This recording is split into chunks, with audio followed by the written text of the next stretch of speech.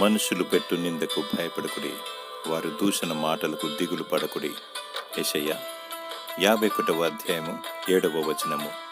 నిందారహితముగా జీవించినప్పుడు, దేవుని దృష్టిలో నీతిగా అగుపడినప్పుడు, పరిశుద్ధముగా పవిత్రముగా జీవించినప్పుడు, యథార్థముగా ఆయన సన్నిధిలో సాగినప్పుడు, ప్రభు కొరకు ప్రత్యేకింపబడి బ్రతుకుచుండగా అనేక నిందలు, శ్రమలు, అవమానములు కలుగుతుంటాయి. అధైర్యపడకూడదు, భయపడకూడదు. జీవము గల దేవుడు చూస్తున్నాడు. ఆయన నీ పక్షాన ఉన్నాడు. ఈ లోకంలో ఉన్నవాని కంటే నీలో ఉన్నవాడు గొప్పవాడు. యేసు నామములో మొరపెట్టినప్పుడు ఇరుకులో విశాలతను ఇస్తాడు. నిన్ను ముట్టినవాడు నా కంటిపాపును ముట్టినట్లే అని దేవుడు అంటున్నాడు. సంతోషించి గంతులు వేయి, పరలోకమందు నీ ఫలము అధికమగును. దేవుడు ఓదార్పు, ఆదరణ, దీవెన నీకు దయచేయునుగాక.